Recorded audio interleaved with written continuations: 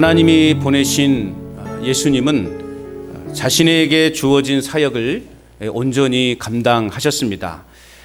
그러나 인간적으로 볼 때 그분은 당시 사람들의 기대와는 거리가 먼 그러한 분이었다라는 것을 알 수 있습니다. 이스라엘 백성들은 한 강력한 힘을 지닌 그러한 강력한 왕으로 오셔서 로마의 압제로부터 우리 민족을 해방시켜 주시기를 간절히 바라는 그러한 메시아를 당시 이스라엘 백성들은 원하고 있었습니다. 그런데 하나님은 그러한 메시아로 그 땅에 보내신 것이 아니라 고난받는 종으로 이스라엘 땅 가운데, 이 땅 가운데 하나님이 보내셨다라는 것입니다. 결국 사람들은 예수님의 그 메시아 되심을 의심했고 급기야는 그 예수님을 버렸습니다. 그 예수님을 끝까지 거부하고 말았습니다.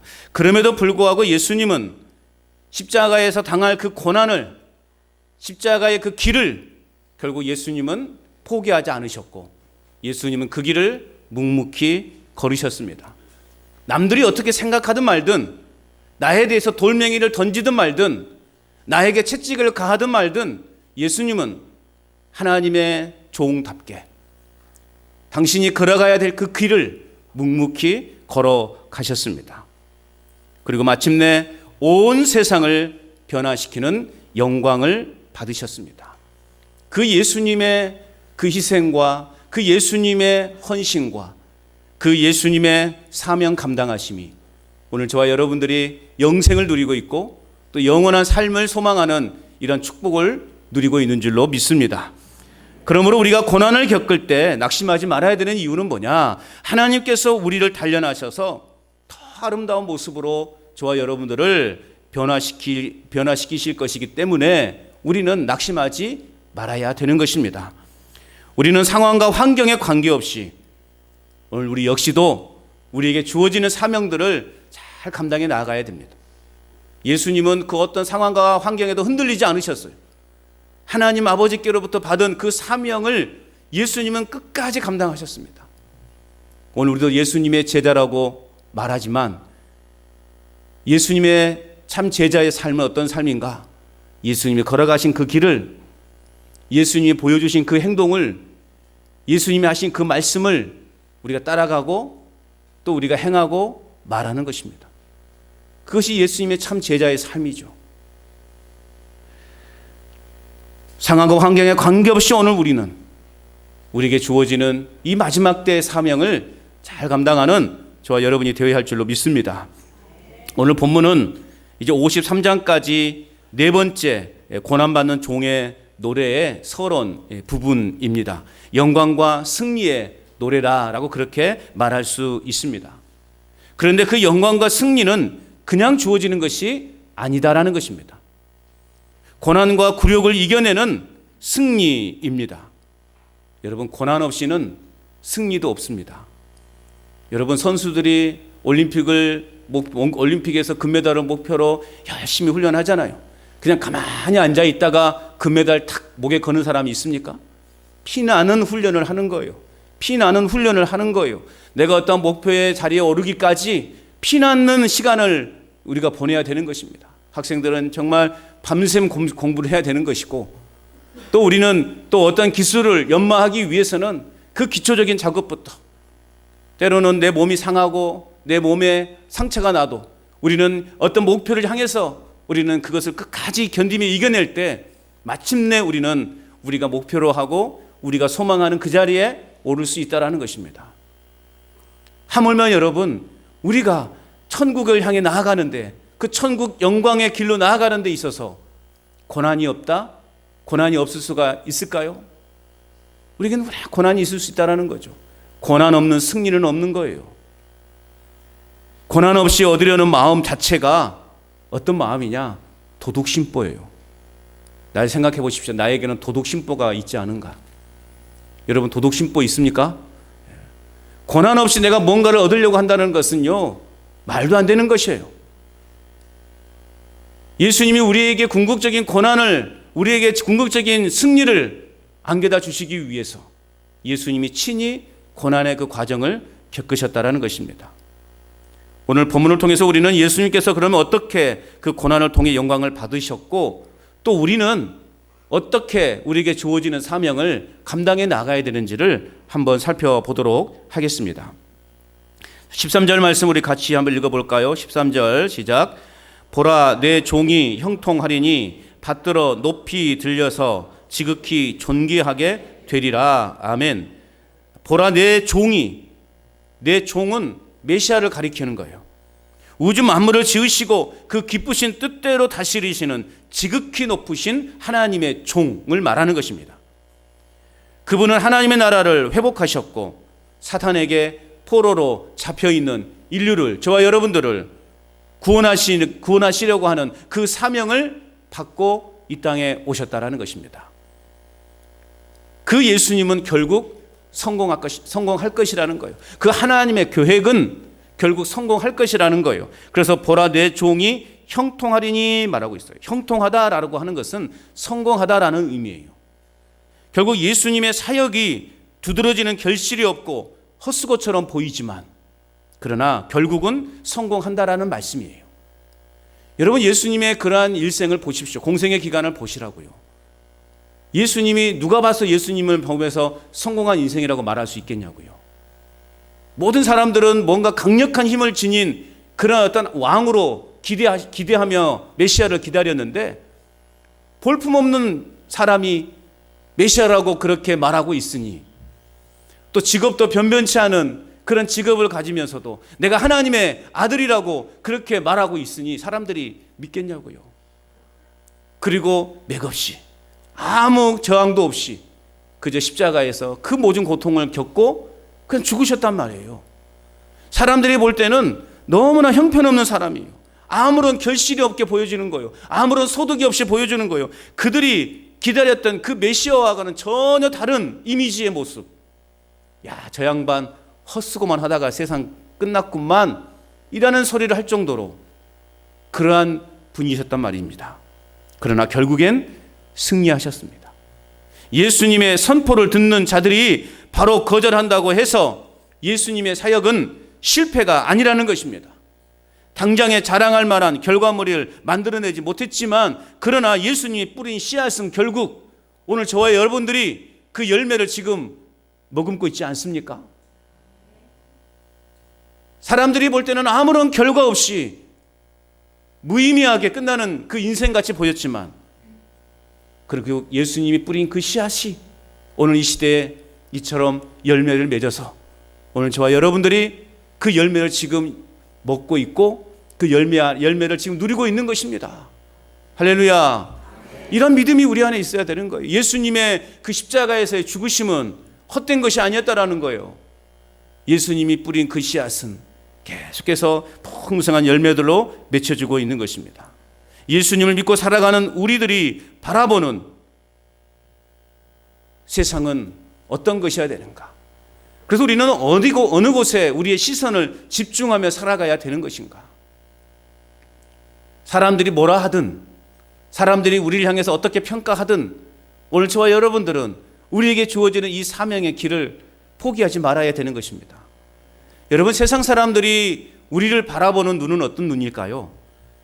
한없이 불쌍하다는 표정으로 우리를 바라보지 않을까요?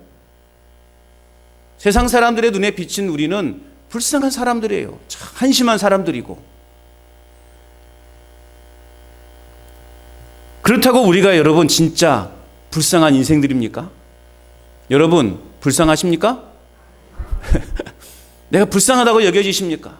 내 인생 참 불쌍하다 그렇게 생각하시는 분은 내가 제대로 예수님을 믿지 못하는 사람이에요. 우리가 실패한 인생들입니까? 이 좋은 날 얼마나 좋습니까? 놀러 가기에. 그죠? 막 유혹이 와요. 놀러 갈까? 뭐 우리 어르신들이야 뭐 그런 마음도 없죠. 누가 함께하지 않으면 갈 수도 없고, 그죠? 그런 어쩔 수 없이 그냥 아이고 예배당이나 가야 되겠다. 감사해요. 건강했다 그러면 지금 이 시간쯤이면 좋은 데 가 있을 테인데 몸이 불편함이 은혜인 줄로 믿습니다. 아멘 안 하신 거 봐라. 그래. 그 인정은 쉽지 않다라는 거예요. 그래. 이 좋은 날에 이렇게 앉아서 정말 저런 좀 지루한 또 말을 듣고 있어야 되고, 참 당신들 불쌍하여, 참 당신들 한심하여. 세상 사람들이 우리를 향해서 이렇게 이야기할 수 있다라는 거예요.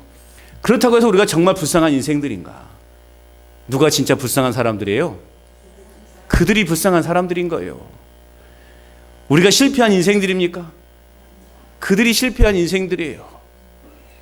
비록 지금 우리의 삶이 곤고하고 허무한 것처럼 여겨진다 할지라도 우리는 하나님을 바라봐야 하는 것입니다. 하늘의 영광과 소망을 날마다 가지고 우리는 살아가야 하는 것입니다. 세상 사람들이 뭐라 하든 오늘 우리는 하나님께서 주시는 그 은혜로 살아야 하는 것입니다. 세상 사람들이 뭐라 하든 나는, 여호수아가 임종 직전에 이스라엘 백성들을 모아놓고 나와 내 집은 여호와만을 섬기겠노라. 세상 사람들이 뭐라 하든, 세상 사람들이 나를 향해서 이런 말 저런 말 하든 상관없이 나는, 그럼에도 불구하고 나는 오직 하나님만을 바라보겠고 하나님만을 섬기며 살아가겠다라고 고백하는 저와 여러분 될 수 있기를 바랍니다. 따라서 합시다. 그럼에도 나는, 한 번 더, 그럼에도 나는 신앙을 가지셔야 돼요. 세상 사람들이 뭐라 하든, 세상 사람들이 아무리 나를 향해서 참 미련한 사람들, 한심한 사람들, 답답한 사람들 라고 할지라도 나는 하나님만을 섬기고 살아가겠다. 행복인 줄로 믿으시기 바랍니다. 우리가 살아가는 목적이 하나님께 있고 우리의 모든 것으로 하나님을 섬기는 삶을 살아갈 때 하나님은 우리를 성공적인 인생으로 인도해 가실 거라고 하는 사실입니다. 오늘도 말씀을 보십시오. 받들어 높이 들려서 지극히 존귀하게 될 것이다 말씀하고 있어요. 받들어 높여 들려서 지극히 존귀하게 될 것이다. 여호와의 종이 마침내 높임을 받을 것이라고 하는 말씀이에요. 자, 높이 들리다라고 하는 표현, 높이 들리다라고 하는 표현 속에서 우리는 세 가지의 사건을 기억나게 합니다. 첫 번째 사건은 뭐냐? 십자가에 높이 달리신 사건이에요. 요한복음 3장 14절 말씀 우리 같이 화면을 보면서 한번 읽어볼까요? 요한복음 3장 14절 시작. 모세가 광야에서 뱀을 든 것 같이 인자도 들려야 하리니. 여러분, 광야에서 불순종하던 이스라엘 백성들이 불뱀에 물려서 그들을 막 많은 사람들이 죽어가죠. 그때 그들을 치유하기 위해서 모세가 광야에 놋뱀을 들어 올린 사건. 그래서 그 놋뱀을 바라보는 자마다 살아나는 그 사건. 그 사건을 예수님의 십자가에 병행시키고 있다라는 것이죠. 예수님은 들림을 받아야 되는데 이는 곧 십자가에서의 죽임을 당해야 한다는 것을 말하고 있는 것입니다. 예수님의 십자가가 하나님의 구속 사역을 위해 피할 수 없는 필연적 사건임을 보여주고 있는 거예요. 예수님은 태어나면서부터 나는 십자가에 죽을 인생인 거예요. 얼마나 참 불쌍한 예수님이십니까?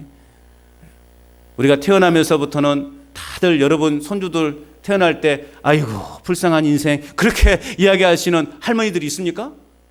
아니죠. 그래도 뭔가 세상에서 한가닥 하기를 바라는 마음으로 우리 태어난 손주를 바라보는 것 아니겠어요? 그래서 아이들이 태어날 때 어떻게 태어난다고요? 두 주먹 불끈 쥐고 태어나죠. 내가 세상에서 한번 확 잡아버리라. 이게 인간이에요. 태어나면서부터 그렇게 태어난단 말이에요. 그런데 그 인생이 이제 수명을 다하여 죽을 때 어떻게 해요? 내가 그렇게 많은 것을 움켜잡은 이 손이 어떻게 되죠? 펴지는 거예요. 죽을 때 이렇게 죽은 사람이 있어요? 제가 많은 이렇게 돌아가신 인종을 살펴봤는데 이렇게 돌아가신 분은 한 분도 없었어요. 다 손을 펴고 돌아가시더라고요. 다 헛것이었다라는 거예요. 헛것이었다, 헛것. 예수님은 태어나면서부터 십자가에 달려 죽으실 그런 사명을 가지고 태어나신 분이에요. 예수님의 죽음이 없이는 부활도 없고 영생도 없다라는 것을 우리에게 보여주고 있는 것입니다. 그렇습니다. 오늘 우리는 십자가에 높이 달리신 그 예수님을 믿고 새롭게 거듭나야 영생을 얻을 수 있습니다. 그리고 우리가 무엇보다 하나님 나라에 들어갈 수 있게 되는 것입니다. 그 십자가의 주님을 바라보는 자마다 마치 모세가 불뱀에 물려 죽어가는 사람들에게 놋뱀을 높이 달아서 그 놋뱀을 바라보는 자마다 생명이 살아났던 것처럼 십자가에 높이 달리신 그 예수 그리스도를 바라보는 자마다 영원히 살아나는, 영원히 사는 은혜를 받게 될 줄로 믿습니다. 우리는 그 십자가의 주님을 바라보는 삶을 살아가야 됩니다. 자, 또 높이 들린다라는 표현 두 번째는요, 부활을 통해서 영광을 받으신 사건이 기억납니다. 자, 고린도전서 15장 20절 말씀 볼까요? 고린도전서 15장 20절 말씀 같이 읽어봅니다. 시작. 그러나 이제 그리스도께서 죽은 자 가운데서 다시 살아나사 잠자는 자들의 첫 열매가 되셨도다. 아멘. 여러분, 부활이 없다고 말하는 자들의 주장에도 불구하고 그리스도 안에서 죽은 자들은 멸망하지 않는다는 이 진리의 말씀을 여러분 믿으시기 바랍니다. 아울러 우리의 믿음은 그래서 결코 헛된 것이 아니라는 거예요. 우리의 믿음은 비록 내가 살아가는 이 지금 큰 영향력이 없고 어떤 큰 삶 속에 변화된 어떤 기적이 나타나지 않는다 할지라도 우리의 인생은 헛된 인생이 아니라는 거예요. 우리는 세상 사람들이 생각하는 것처럼 그래서 불쌍한 자들이 아니라 오늘 저와 여러분들은 세상에서 가장 행복한 사람임을 믿으시기 바랍니다. 함께 고백합시다. 나는 제일 행복하다. 아멘이십니까? 나는 제일 행복한 사람인 거예요. 왜? 우리에게 부활의 소망이 있으니. 죽어도 죽은 것이 아니니. 죽어도 죽은 것이 아니요. 우리는 다시 부활한다라고 하는 이 소망이 있기 때문에 우리에게는 지금의 인생이 불쌍한 인생이 아니라 가장 행복한 인생이라는 거예요. 우리가 믿고 섬기는 예수님은 죽은 자 가운데서 부활하셔서 잠자는 자들의 첫 열매가 되셔서 우리에게도 동일한 그 소망과 그 은혜를 갖고 살아가도록 이끌어 주셨다라는 것입니다. 자, 세 번째 높이면 들린다 말은요, 승천하여 하나님의 우편에 앉아 계신 사건을 떠오르게 합니다. 자, 빌립보서 2장 9절에서 11절 말씀 같이 한번 읽어볼까요? 시작. 이러므로 하나님이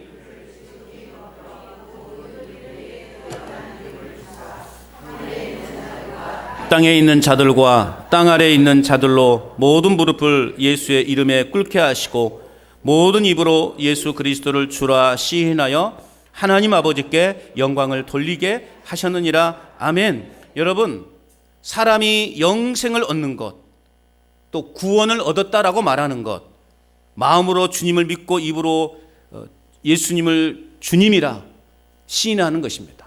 오늘 저와 여러분들은 마음으로 주님을 믿고 입으로 예수님을 구주로 시인해서 오늘 저와 여러분들은 영생을 얻었고 우리는 구원을 얻은 자들이에요. 예수님을 인정하든 인정하지 않든 간에 예수님은 세상 만물을 지으셨어요. 세상 만물의 주님이신 거예요. 우리가 주님을 인정하든 인정하지 않든지 우리 주님은 만물의 주님이신 거예요. 예수님이 영원하게 되기 위해서 가장 낮은 자리까지 내려가셨던 것처럼 우리 역시도 예수님과 더불어 영화를 누리고 기업을 상속받기 위해서는 그래서 저와 여러분들은 예수님의 고난에 동참하는 삶을 살아가야 되는 거예요. 이 사순절 기간의 의미가 바로 그런 것 아니겠습니까? 나를 위해서 이 땅에 고난받기 위해 오신 그 예수님, 낮고 낮은 자리에 오신 그 예수님, 그 예수님을 묵상하는 거예요. 그리고 나도 그 고난의 자리에 참여하는 거예요. 그래서 우리가 많은 것은 할 수 없지만 그래서 어떤 분은 40일 동안 매일 하루 한 끼 금식하는 그런 분들도 계셔요. 여러분, 40일 금식하라는 말은 절대 안 합니다. 돌아가시니까 자칫 조심하시고, 물론 하나님이 힘을 주시면 감당을 하시겠지만, 그래서 우리가 그런 작은 것이라도 우리가 어떠한 예수님의 그 고난에, 그래서 요즘은 이제 문화 금식이라고 해가지고요, 뭐 여러분들도 요즘은 어르신들도 마찬가지지만 늘 휴대폰을 그냥 손에다 띄지 않잖아요. 그래서 문화 금식이라고 해가지고 하루에 적어도 1시간은 휴대폰 없는 시간, 뭐 그렇게 또 하는 캠페인을 하는 교회들도 있어요.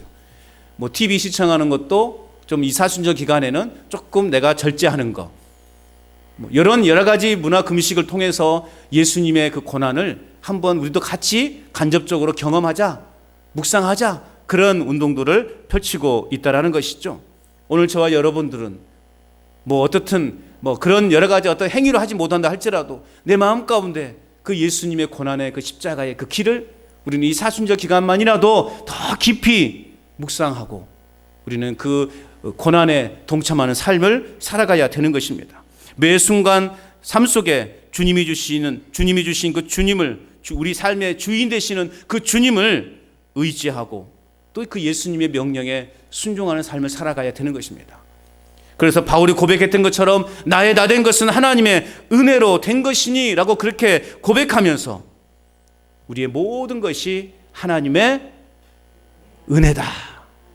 우리 모든 것이 하나님의 은혜다. 라고 그렇게 고백하는 삶을 우리는 살아가야 되는 거예요. 예수님의 십자가를 생각만 해도 하나님의 은혜예요. 달리 하나님의 은혜이겠어요. 내가 삼시세끼 굶지 않고 먹는 것, 이것도 하나님의 은혜이지만 예수님의 그 십자가를 기억하는 그 순간 우리는 하나님의 은혜라고 고백할 수밖에 없는 거예요. 여러분, 예수님은 십자가에서 철저히 낮아지셨지만 결국 부활과 승천을 통해서 온 세상의 왕이 되셨습니다. 우리 역시도 때로는 낮아지고 고난을 겪지만 하나님은 저와 여러분들을 반드시 높여 주실 것입니다. 그 예수님이 앉으신 그 자리에, 그 예수님이 거하시는 그곳에 저와 여러분이 머물게 될 줄로 믿습니다. 그것이 우리에게 소망이 되기 때문에 우리가 이 땅에서는 실패도 경험하고 또 여러 가지 고난을 겪기도 하고 질병을 겪기도 하지만 낙심하지 않게 되는 이유는 뭐냐? 그 영광스러움이 우리 눈앞에 있기 때문에 우리는 인내할 수 있게 되는 것입니다. 그러므로 여러분, 세상의 기준이 아니라 하나님의 뜻을 따라 사는 것이 진정한 성공한 인생임을 여러분 믿으시기 바랍니다. 예수님처럼 겸손하게 하나님의 뜻을 따라 살아감으로 하나님 나라의 영광에 이르는 복된 인생들 되시기를 주님의 이름으로 축복합니다. 다음 본문부터 14절 말씀을 또 읽어볼까요? 14절 같이 읽어봅니다. 시작. 전에는 그의 모양이 타인보다 상하였고 그의 모습이 사람들보다 상하였으므로 많은 사람이 그에 대하여 놀랐거니와. 오늘 14절 말씀은요, 여호와의 종이 높임을 받기 전의 모습을 지금 이야기해 주고 있는 것입니다. 자, 종의 외모를 보고 주변 사람들은 어떠느냐? 모두 섬뜩해 한다는 거예요.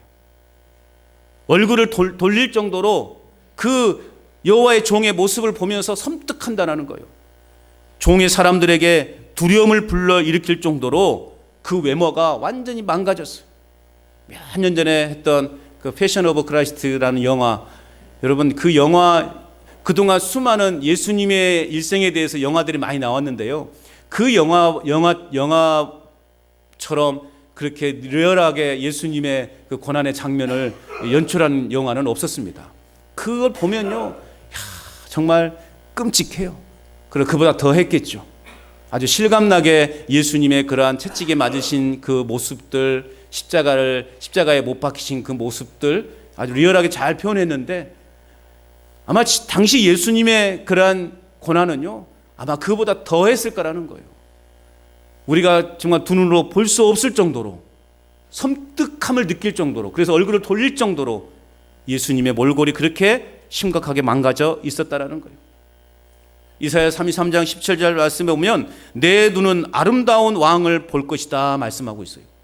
그런데 그 말씀과는 전혀 일치하지 않는 상처투성이의 그 흉한 모습을 갖고 있었다라는 거예요. 누가 봐도 도저히 하나님의 대리인이라고 상상할 수 없는 그 모습을 여호와의 종이 지금 모습을 보이고 있다라는 거예요. 자, 그렇다면 이처럼 여호와의 종의 모습이 망가진 이유는 뭔가?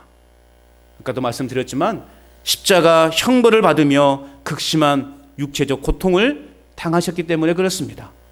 로마 군인들에게 채찍을 당하고 또 가시 면류관을 쓰고 얼굴에 침을 맞고 주먹으로 맞으셨기 때문에 그 몰골이 심각하게 상해 있었던 것입니다. 예수님의 얼굴과 몸이 심하게 훼손되어서 사람이 알아볼 수 없을 정도로 그렇게 망가져 있었다라는 것입니다. 이는 예수님이 당하신 고난이 상상 이상으로 끔찍했다라는 것을 우리에게 보여주는 것입니다. 우리가 그냥 영화로만 보면 봐서 그렇지 여러분 상상을 해보시라고요. 그 채찍은 어떤 채찍입니까? 당시 로마인 군인들이 쓰는 채찍은 그 채찍 끝에가 납덩어리가 붙어 있어요. 그러니까 그걸 한번 내리칠 때마다 살점이 막 떨어져 나가는 거예요. 얼마나 피 범벅에 얼굴은 그냥 아주 너무 많이 맞아서 부어 있고 상상이나 가겠냐고요. 그런 모습을. 사람들은 메시아로 오실 예수님은 화려하고 권세 있는 모습으로 나타날 것이라고 생각했어요.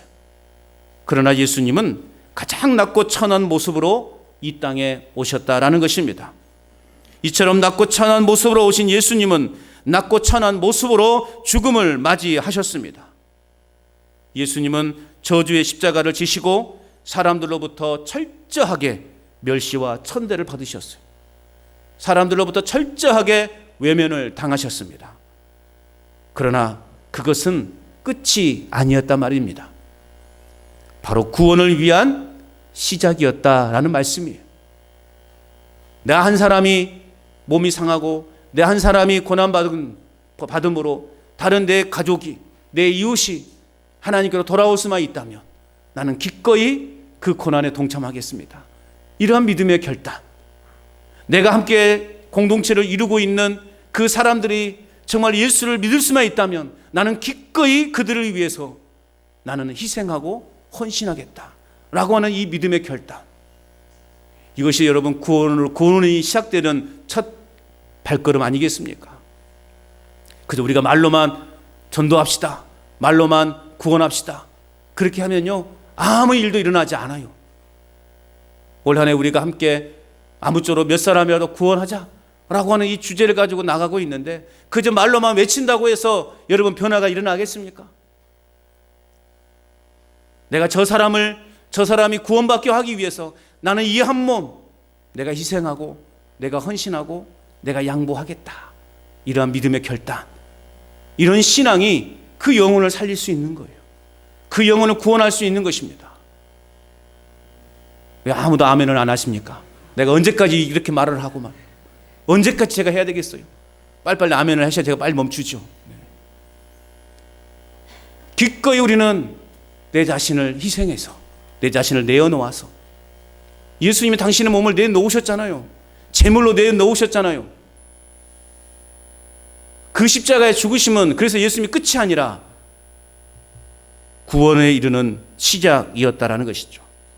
예수님이 이렇게까지 고난을 받으신 이유는 바로 저와 여러분 때문이라는 사실을 믿으시기 바랍니다.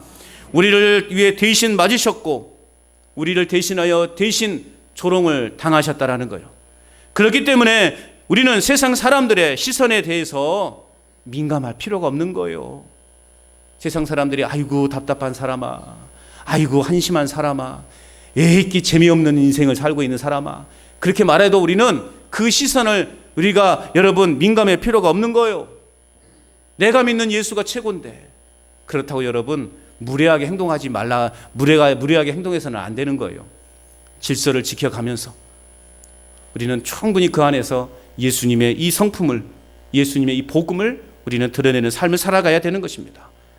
예수님의 희생을 기억하면서 어떤 고난과 어려움 속에서도 십자가에 달리신 그 예수님을 바라보며 살아가는 저와 여러분 될 수 있기를 바랍니다. 우리 한 사람 한 사람을 위해 예수님이 고난을 당하셨기 때문에 그 고난의 십자가 밑으로 나오면 하나님은 우리의 죄를 남김없이 용서하시고 사랑으로 거두시고 저와 여러분들을 구원의 길로 인도하신다라는 사실입니다. 한 번뿐인 인생, 우리의 이 한 번뿐인 인생, 헛된 세상 것을 위해 살지 말고 주님과 복음을 위해 한번 살아보십시다. 예? 그렇게 살아보십시다. 한 번뿐인 인생이잖아요. 죄송한 말씀이지만 이제 살아갈 날이 얼마 안 남았지 않습니까? 인정 안 하신 거 봐라, 이런 것들은. 그래, 100년 만년 사십시다. 우리 같이. 우리 인생 이제 살아갈 날이 얼마 남지 않았어요. 이제 남은 인생, 우리가 이제 그동안 해볼 거 다 해보고 누려볼 거 다 누려보지 않았습니까? 이제는 남은 인생 뭘 위해서 살겠습니까? 주님을 위해서 살아보십시다. 한 영혼이라도 주님께로 인도해 놓고 하나님 만나야 되지 않겠습니까? 그런 마음으로 살면 하나님이 우리에게 능력을 주시고 우리에게 또한 하나님의 복음을 전할 수 있는 지혜도 주시고 또 만날 사람들을 만나게 하실 줄로 믿습니다. 그래요. 그렇게 우리가 주님과 복음을 위해 살아가는 저와 여러분이 될 수 있기를 주님의 이름으로 축복합니다. 마지막 15절 말씀 또 같이 한번 읽어볼까요? 15절 시작. 그가